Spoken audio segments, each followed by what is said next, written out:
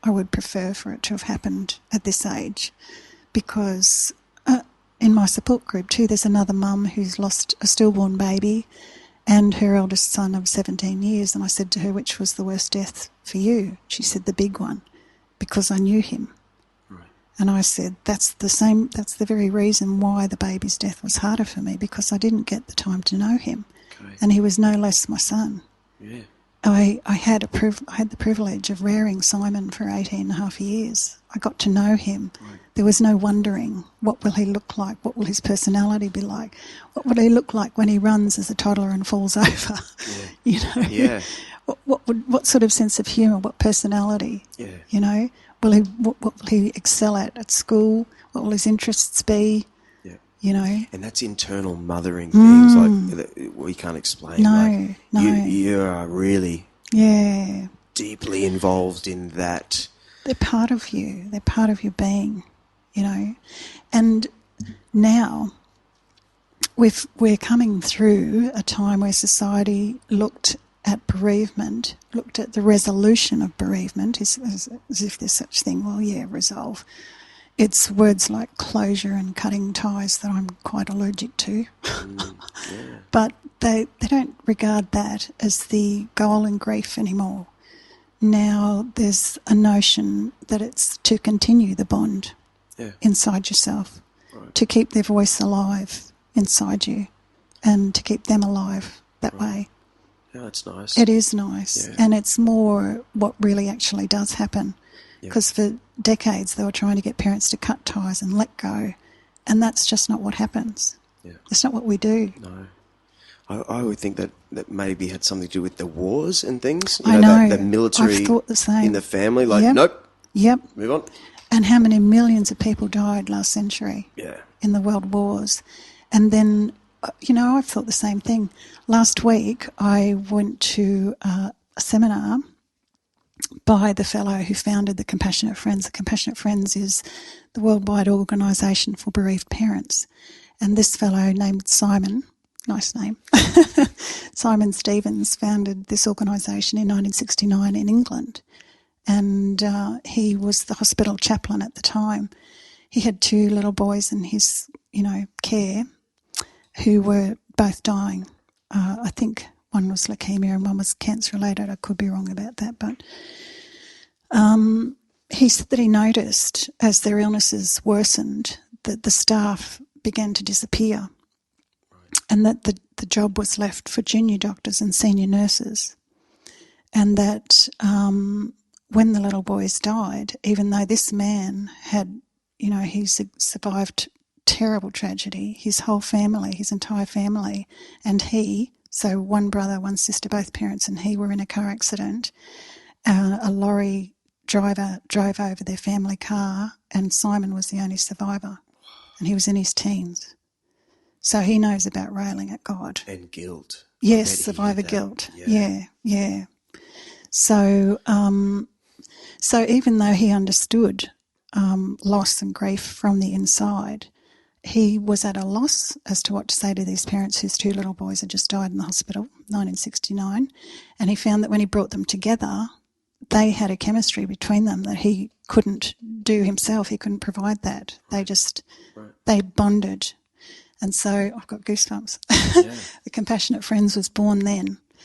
And then Christmas Eve that year, he had two families, BBC House invited two bereaved families to talk. And because it was Christmas Eve, I think people's hearts were open to the message.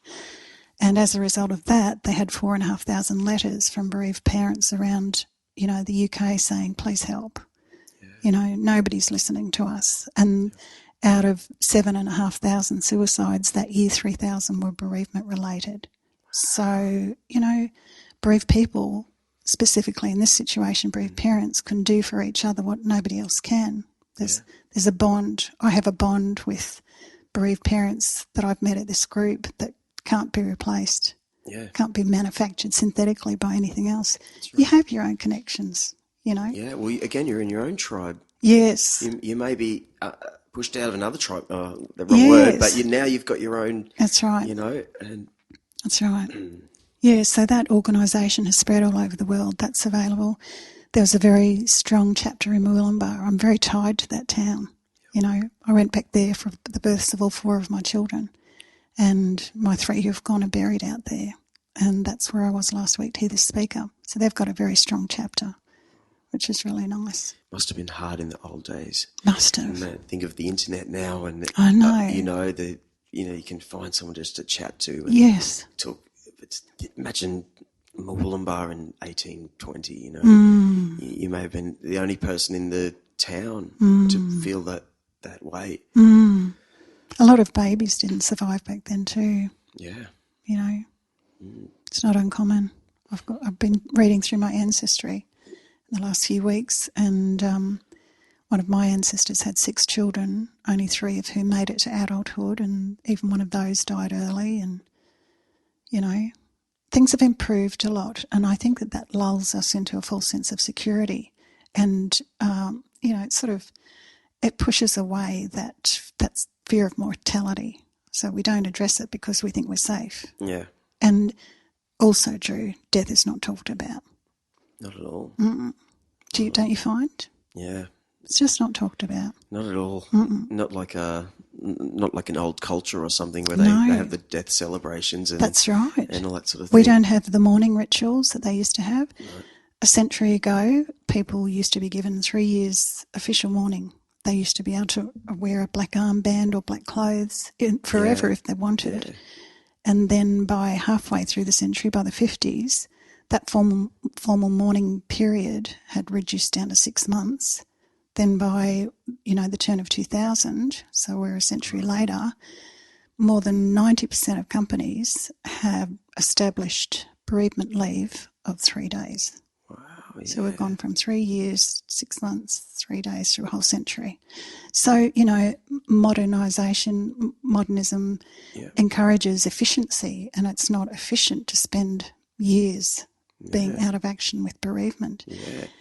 And the DSM, the Diagnostic and Statistic Manual of Mental Disorders, has just now put grief in as one of its categories. If you're grieving for more than 6 months, you can be put on antidepressants for it. We all think that's bullshit. Right. Yeah. Put someone in my position, tell them you got 6 months. Yeah. Exactly. It's not a mental illness. I wonder who decided that. I know. Like, what kind of person decided that? I know. Put them in my shoes. Yeah. They wouldn't have decided that. Imagine that board meeting. When they decided that rule. It really feels like it doesn't value life, doesn't it? Yeah.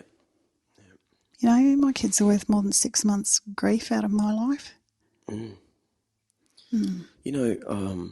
often think in this country that we haven't had a big war here. I know. We haven't had a big natural disaster that we don't know anything about death apart from unfortunate cases and this and that, and that's where all these other countries have grown made little festivals to celebrate these days and these things, and they're all over the world, but not in this country. This new sort of, and not in the West much, not as much. No. I think once upon a time people used to lie in state, right. And they don't anymore. Lie in state in the bedroom, and relatives, family, friends would come and pay their last respects. That doesn't happen now, does it? They get whisked away. Well, there are some. Yeah, that's generally. I mean, the way my baby son was handled up at Prince Charles, it was progressive. I was pleased with how forward-thinking they were on that front. And I think that my experience of his death was different because they were so progressive. One of the nurses cut a lock of his hair and that sort of thing wasn't been doing. Right. Yeah. Now, in hospitals, they will do handprints and footprints and do the lock of hair, encourage you to spend time.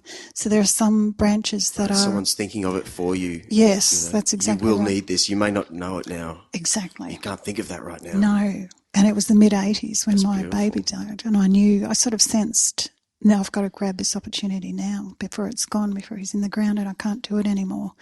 So I spent hours every day nursing him, and it really wasn't the done thing terribly much at the time. So, I know my dad was worried about me when he dropped me down at the funeral directors the day before Joseph's funeral. He said, "What are you going to do in there?" And I said, I'm just going to nurse him, Dad. Right. And he was worried.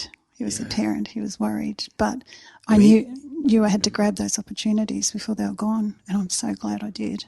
He would have been worried as a man that grew up in the 50s, perhaps. Worried as in like, I mean, obviously he's in a different world together, but let's pretend it was 400 years ago and we were just a few people living in a tribe over here.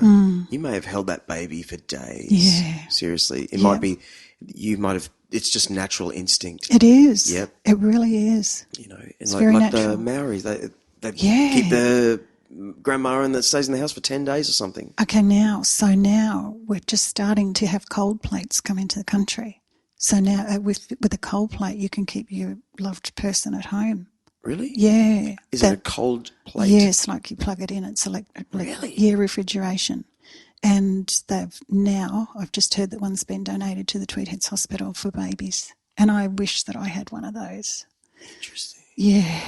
I think things like that are really important. Yeah, because everyone's different. Like, you know, you. Yeah, they are. Everyone is different. Like you said, you're putting your little boy in the cold winter ground. Like, it's not ready. I'm not ready. I'm not ready. You know, we're not ready. This doesn't feel right. It's not something not natural about it. Yeah. Babies don't belong in the ground at the beginning of winter. And you may have carried that. It sounds like you have. You may have carried that for far too long because of the you were locked into that system that like everyone else is doing it. Come on, get back into the you know. So, I did have a tendency to worry about myself grieving and worry that I wasn't crying enough, and you know, grief is so many other things. Yeah, well, that's what I was getting at before. I think you're very intelligent to it. You know what I'm saying? Thanks. You are able to understand the world a bit. So I can imagine it, like, you know, as understandable as it is. Yeah.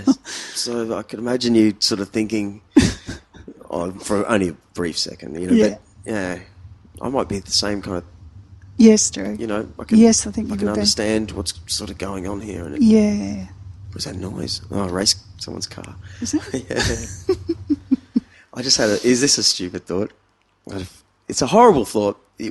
What's the bereavement group? Compassionate Friends. I was just thinking, there may come a day, touch wood again. Here's my high school brain. There may come a day where there's a horrible natural disaster and everyone's in pain over here, but the bereavement is going, oh, wow, oh, you're in a bit of pain. Oh, really? Can we join your group? No. See how bad my brain is? They don't call us compassionate for nothing. Oh, really, mate? Oh, sorry. Yeah, no. That's the compassion. Yeah. See, an hour and 13. Wow. Long time. There are a lot of people who... Not a long time. I meant to say. No, it isn't. No, it passes. Yeah. It's quick. When it's finished, it's over and done with, just like that, isn't it? Yeah. There are a lot of people who say the Compassionate Friends saved their lives. Right. They were a great help to me after Simon died. Yeah. I got to say something. I don't want to rock your world, but I've felt very low before. Like, I'm sure most people do in their 20s and 30s. Like you get there. I found I taught myself after a few of these to just, dude, in 3 days I'll be better. Yeah. You okay? You can have that. You sure? Yep. I just, you know, I've like no matter how I'm feeling right now, my brain doesn't want to feel this way. For you know, I think I'll be better, and it has been true. You know. Yeah. And with the loss of my friend the other day, I had that same feeling. It's like if only you sort of hung that 3 days. You know. How did you go? It is different in 3 days. I still feel that way. You know, you'd still be here. I almost want to think everything will be okay. It's just that very minute, that very moment, that very day when you were so low that nothing else, you couldn't get out of it. Yeah. If only you could have just sawn your way out of that day, that hour. You know, I know. You know. I know. Doesn't mean to be the answer. I think for some people it has a cumulative effect. I think some people